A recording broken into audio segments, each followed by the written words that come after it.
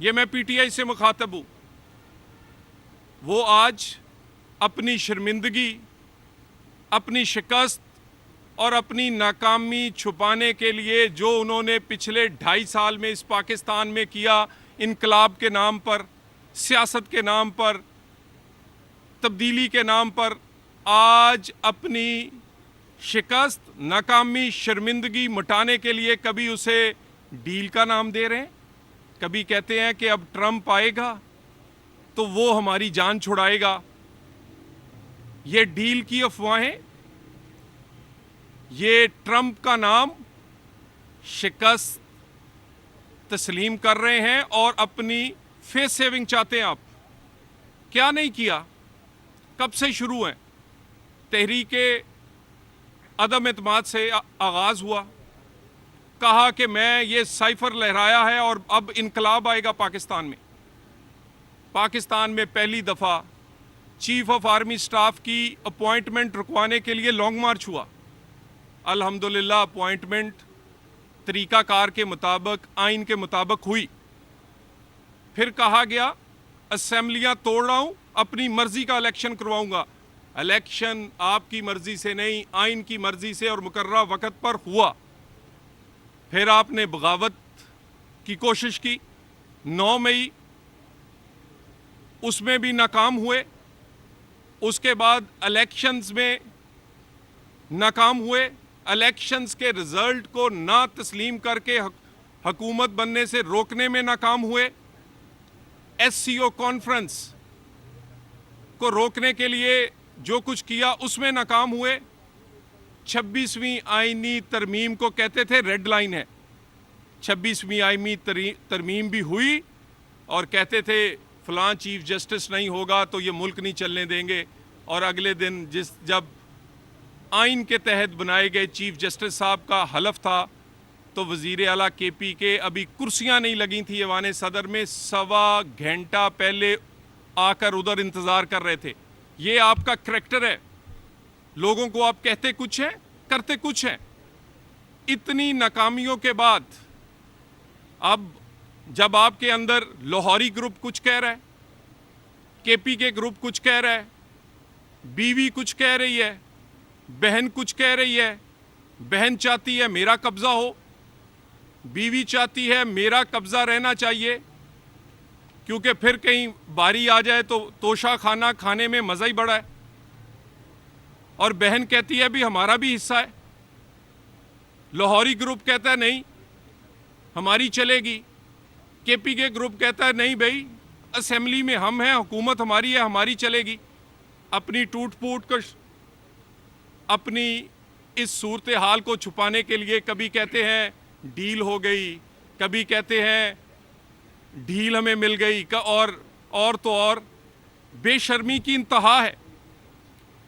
जिन लोगों ने गाड़ियों के पीछे लगाया हुआ था अमेरिका का नाम लिखकर कि हम कोई गुलाम तो नहीं, और अब अपने मुंह से बार बार कहते हैं ट्रंप जीतेगा तो वो हमें निकालेगा, और अब गाड़ियों पे लिखवा लें अमेरिका ट्रंप की तस्वीर लगा लें और नीचे लिख लें कि हम ही आपके गुलाम हैं। लॉबिंग करते हैं पाकिस्तान के खिलाफ, वहाँ से लॉबिंग करके लोगों के इलेक्शन फंड्स में पैसे दे के वहाँ के कांग्रेसमैन से ख़त लिखवा के पाकिस्तान के खिलाफ तहरीकें चलाते हैं। कभी आईएमएफ को ख़त लिखते हैं, और जब सब कुछ नाकाम हुआ तो अब कहते हैं हमें अमेरिका, जिसको कहते थे कि इसने हुकूमत गिराई है, अब कहते हैं वो बचाएगा। मैं एक अर्ज़ कर दूं, पाकिस्तान में सियासी इस्तेकाम बहुत मुश्किल से अचीव किया गया है। इस सियासी इस्तेकाम की वजह से मुआशी बेहतरी आई है। पाकिस्तान में स्टॉक एक्सचेंज दुनिया की बेहतरीन इस वक्त स्टॉक एक्सचेंज है। पाकिस्तान में रुपया तकड़ा और डॉलर कमज़ोर हुआ है।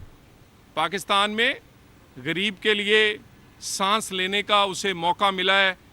जो इन्फ्लेशन, महंगाई है वो सिंगल डिजिट में आ गई है, 7% से भी नीचे, जो 40% के करीब थी। पाकिस्तान में लोग इन्वेस्ट कर रहे हैं। एक तरफ वज़ीर आज़म कभी किसी मुल्क और कभी किसी मुल्क अपने मुल्क के लिए इन्वेस्टमेंट मांगने के लिए जगह जगह जा रहे हैं। और कुछ लोग यहाँ जब इन्वेस्टमेंट आने लगती है, जब कोई बड़ा इन्वेस्टमेंट या दोस्त मुल्क आना चाहता है, तो एहतजाज का आप ऐलान कर देते हैं। एससीओ में क्या तकलीफ थी आपको?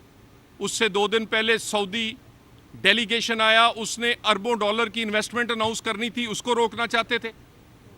एससीओ के बाद सीपेक 2 शुरू होना था, चाइनीज वजीर आजम इधर आया हुआ था, उसको आप क्या पैगाम देना चाहते थे? और ये जो सियासी इस्तेकाम है और पाकिस्तान में पाकिस्तान की इकॉनमी, गरीब का चूल्हा चलना शुरू हुआ है, इसको रुकने नहीं देंगे। इस सियासी इस्तेकाम की बहुत बड़ी कॉस्ट पाकिस्तान पेश कर चुका है। इसकी बहुत बड़ी कीमत पाकिस्तान के आम लोग, 24 करोड़ लोग और खुसूसन हमारे वो मेहनतकश और मजदूर पे कर चुके हैं। लोग आज भी बिजली गैस के बिल हों या आम जिंदगी, उनके लिए गुजारना मुश्किल है। अगर उनके हालात बेहतर होने लगे हैं, अगर एनर्जी की प्राइस नीचे आ रही है, अगर पेट्रोल या बिजली की कीमतों को नीचे लाने की हुकूमत कोशिश कर रही है, अगर पाकिस्तान में डॉलर कंट्रोल की वजह से और पंजाब में खुसूसन जितने की रोटी थी उससे 10 रुपये कम पे आज भी 13, 14, 15 रुपये पे मिल रही है और दूसरे सूबों में 25 पे, तो ये सारी चीज़ें आपको तकलीफ़ किस बात की है? स्टॉक एक्सचेंज की बेहतरी की, रुपए के मजबूत होने की, महंगाई में कमी की, पंजाब और वफाकी हुकूमत के उन इकदामात की जिनका तल्लक डायरेक्टली आम आदमी से है। तहरीक आप चलाने में नाकाम रहे हैं, इनकलाब लाने में नाकाम रहे हैं, हुकूमत और रियासत को ब्लैकमेल करने में नाकाम रहे हैं, और अब अपने ज़ख्म चाटने और शिकस्त और अपनी नाकामी छुपाने के लिए इसको ढील का नाम ना दें। आपके करतूतों पे कोई डील नहीं होगी। 9 मई पे कोई कॉम्प्रोमाइज़ नहीं होगा। 190 मिलियन आपकी जेबों से और आपके अकाउंटों से निकाला जाएगा। तोशा खाना, बुशरा बीबी, आपके वो जो एक जाली पर्दा किया हुआ है उसके अंदर जो हुकूमत पाकिस्तान के हार और हीरे छुपे हुए हैं वो निकालेंगे। इन चीज़ों पे, और आप समझते हैं कि आप इस्लामाबाद आएँ, सिपाही को शहीद करें और लोगों को फूलों के हार पहनाएं और वफाकी हुकूमत देखती रहेगी? नहीं। वफाकी हुकूमत पाकिस्तान में आम आदमी की ज़िंदगी और रियासत को चलाने के लिए आइन, कानून और किसी किस्म की डील और ढील के बिल्कुल हम सोचते भी नहीं। सियासी इस्तेकाम को मजबूत करेंगे।